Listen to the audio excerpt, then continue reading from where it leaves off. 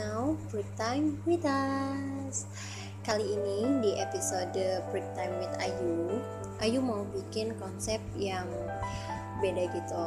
Jadi kalian cukup dengerin audio aja tanpa perlu kalian tonton visual. Dan kali ini Ayu mau share pengalaman Ayu selama di Jakarta kemarin. Buat yang nanya apa hubungannya judul dengan pengalaman Ayu selama di Jakarta, ya karena selama di Jakarta kemarin Mama Ayu dinyatakan positif tanpa gejala atau orang tanpa gejala kasus COVID-19. Ada banyak hal dari kejadian tersebut yang benar-benar ngebuka pikiran Ayu. Mulai dari percaya adanya COVID-19 hingga berpikir bahwa banyaknya yang tidak percaya adanya COVID-19 ini sebenarnya dilatar belakangi oleh banyak oknum. Inilah yang mendasari Ayu untuk share pengalaman ini. Semoga kalian bisa ambil poin pentingnya jika ada keluarga kalian yang terkena dampak COVID-19. Oke, jadi Mama Ayu sempat menjadi pasien yang dinyatakan positif tanpa gejala COVID-19 beberapa bulan lalu. Kenapa bisa terjadi? Ya, karena kondisi tubuh Mama memang lemah sebenarnya. Mama juga punya riwayat penyakit diabetes mellitus, dan kondisi itu yang buat Mama jadi mudah sekali terserang virus.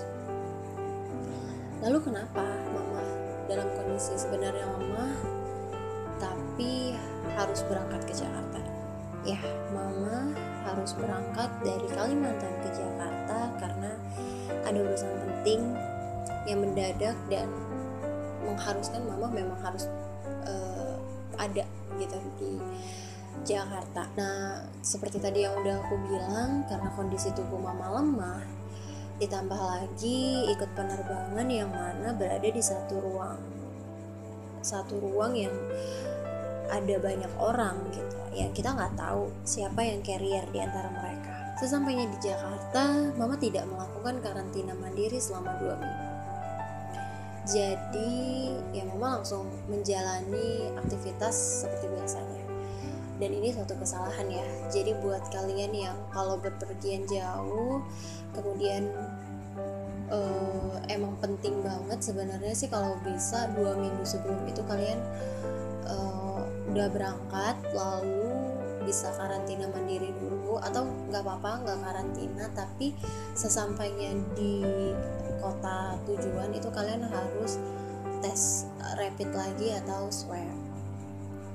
Nah, karena Mama sampai di Jakarta justru malah langsung pergi ke sana kemari, akhirnya ya tidak menutup kemungkinan bahwa Mama kena virus COVID-19 dari luar. Ya meski waktu awalnya itu belum diketahui sih sebenarnya virus itu udah masuk apa belum ke tubuh Mama. Karena setelah banyak urusan di Jakarta waktu itu, Mama gak ada istirahat. Ya bisa jadi karena kecapean juga, terus tubuh Mama drop.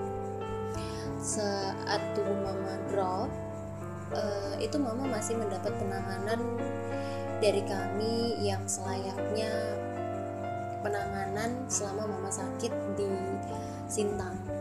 Jadi ya kami hanya ngobatinnya ya apa penyakit Mama itu yang kami obati. Tapi ternyata Mama gak kunjung sembuh.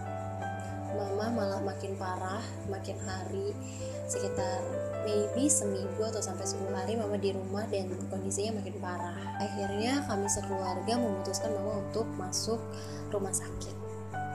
Di IGD Mama diharuskan melewati berbagai tes, mulai dari tes gula darah lengkap karena Mama punya riwayat diabetes itu kan, lalu tes rapid dan toraks. Nah, hasil rapid Mama ternyata menunjukkan reaktif, dan dibarengi juga hasil toraks Mama yang gambarnya itu menunjukkan bahwa paru-paru Mama itu ada selaput putih yang menyelimuti paru-paru Mama. Nah, aku sebenarnya nggak tahu sih apa sih step-step tes yang sebenarnya itu gimana, apakah memang rapid thorax dan swab atau rapid swab baru thorax gitu, ronsen thorax. Aku nggak tahu, cuman aku pernah dengar katanya yang sebenarnya itu harusnya habis rapid di swab lalu baru di thorax, dan baru di situ mama atau orang-orang yang hasil rapidnya itu reaktif baru bisa mendapat penanganan dan bisa didiagnosis bahwa dia itu positif atau tidak. Tapi waktu itu karena efek panik juga, terus aku juga mikir emang kondisi tubuh mama sebenarnya butuh perawatan yang kompeten dari orang yang memang bisa menangani penyakit mama dengan baik. Akhirnya aku memutuskan untuk mama tetap dirawat di rumah sakit. Sebenarnya ada optional sih, bisa dirawat di rumah atau bisa dirawat di rumah sakit. Cuma waktu itu aku milih untuk di rumah sakit karena ada dua hal yang aku pikirkan dan aku ngerasa memang keputusan yang tepat mama itu dirawat di rumah sakit. Yang pertama ya karena kondisi tubuh mama tuh udah lemah banget, udah benar-benar pucat banget, bahkan omongan mama udah mulai ngelantur saking mama nggak bisa nahan sakit di tubuh dia. Dan aku mutusin untuk memang mama harus dapat pengobatan dari rumah sakit.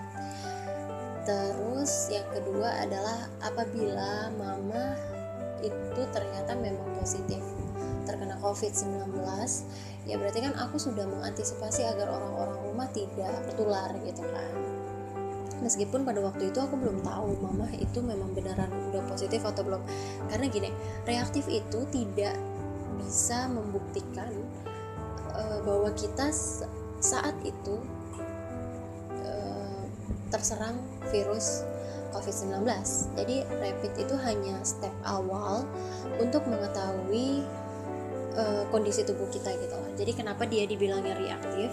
Ini hasil aku riset di Google dan hasil aku juga tanya-tanya sama dokter. Jadi sebenarnya rapid itu kenapa dia dinyatakannya reaktif dan non reaktif? Karena kalau reaktif itu tandanya autoimun di tubuh kita, antibodi kita itu sedang aktif. Kenapa dia bisa aktif? Artinya ada virus yang masuk ke tubuh kita sehingga autoimun itu atau antibodi kita itu aktif gitu. Aktifnya itu ya untuk menangkal si virus agar tidak mungkin berkembang atau tidak memperparah kondisi tubuh gitu. Dan mama waktu itu kan reaktif ya, tapi itu ya orang-orang udah langsung panik gitu, termasuk aku.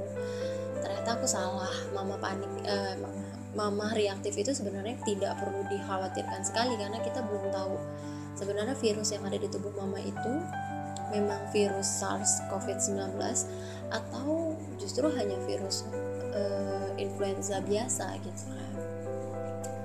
Nah, terus buat yang nanya apakah mama saat itu ada gejala? Enggak, mama nggak panas sama sekali, cuman memang ada mual, lalu sempat batuk tapi frekuensi batuknya tidak sering, sempat kehilangan indera perasa dan indera penciumannya, tapi nggak berlangsung lama gitu. Maksudnya ketika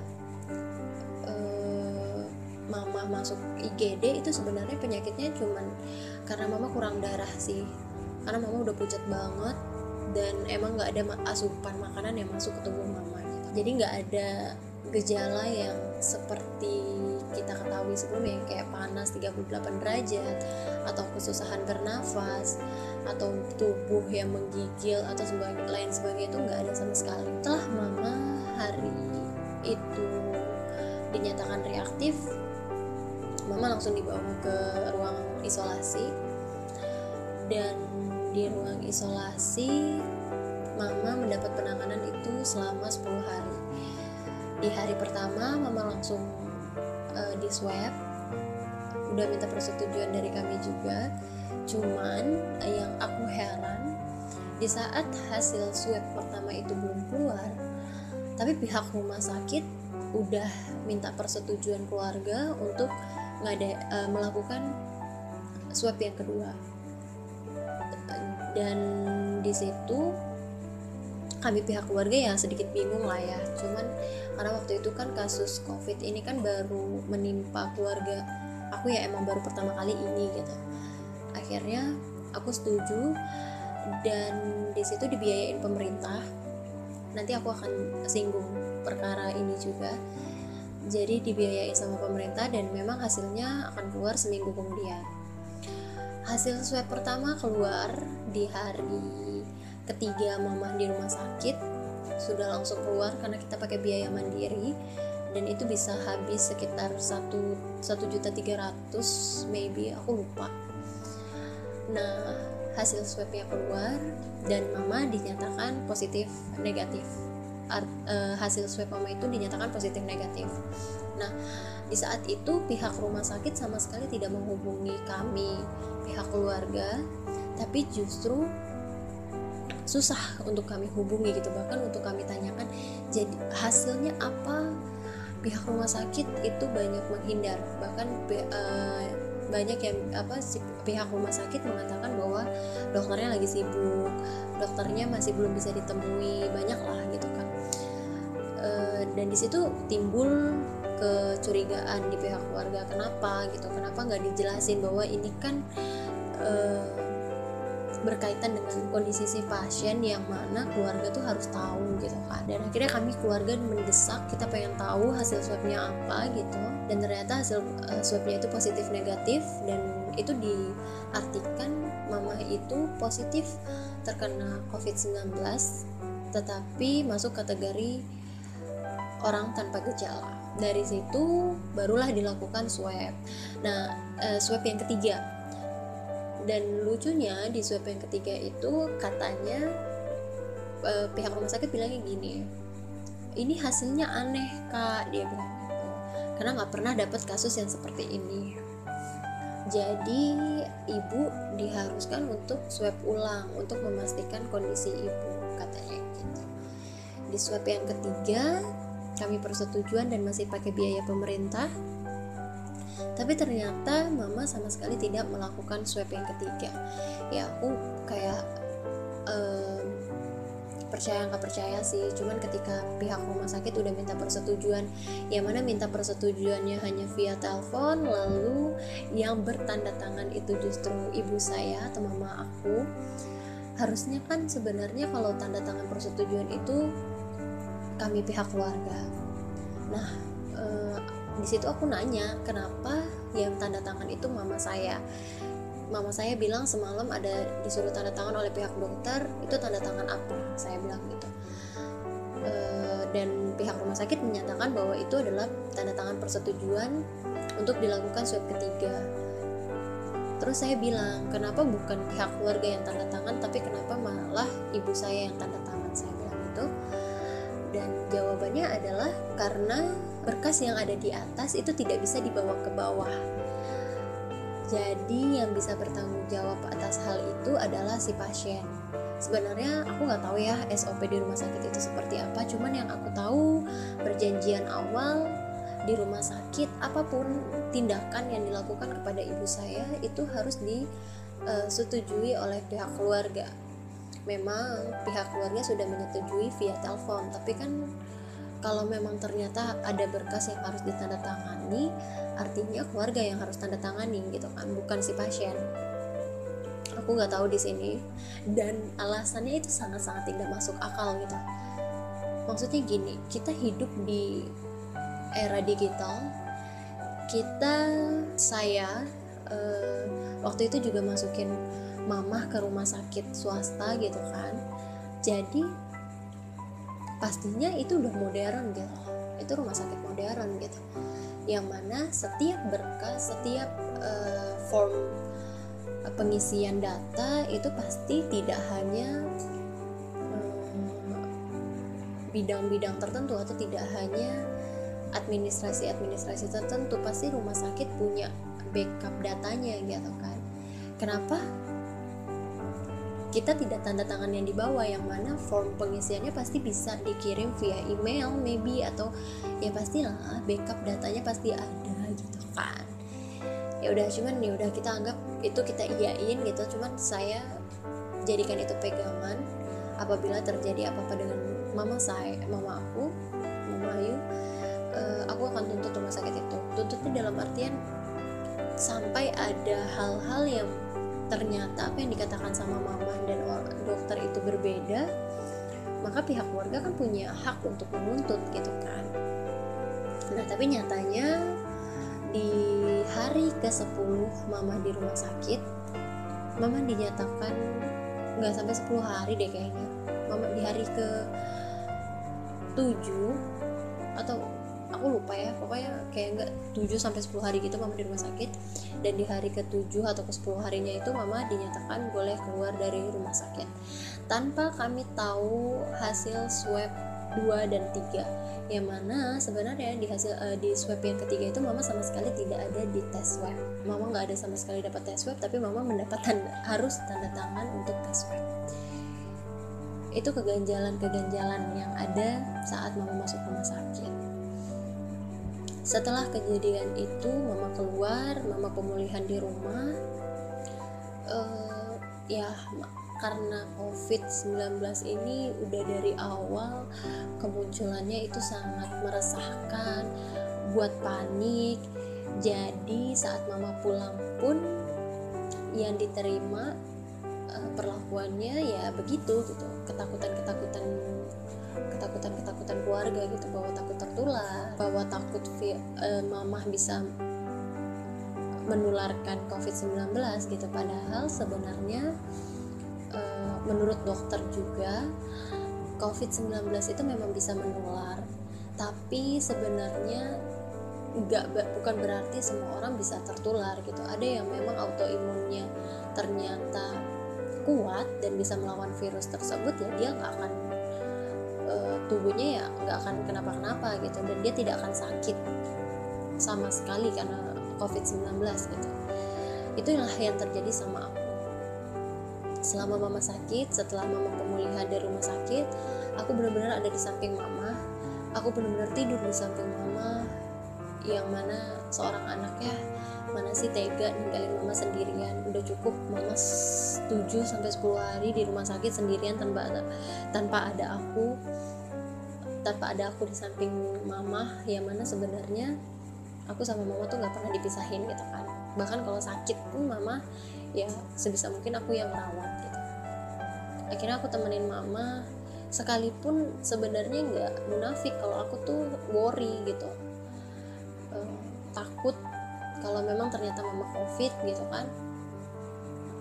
Bahkan udah dinyatakan positif tanpa gejala, ya pasti adalah ketakutan kalau kita akan tertular. Tapi aku mikir gini, sekalipun aku tertularnya aku merasa senang, karena setidaknya aku bisa ada di samping mama di saat mama sakit. Di saat mama butuh support system, aku ada di samping mama, dan aku ngeyakinin bahwa mama tetap baik-baik aja sekalipun sakit gitu. Cerita ini aku pengen bilang ke kalian bahwa ketika ada keluarga kalian yang sakit, sebisa mungkin untuk jangan jauhi mereka, tapi selalu support mereka.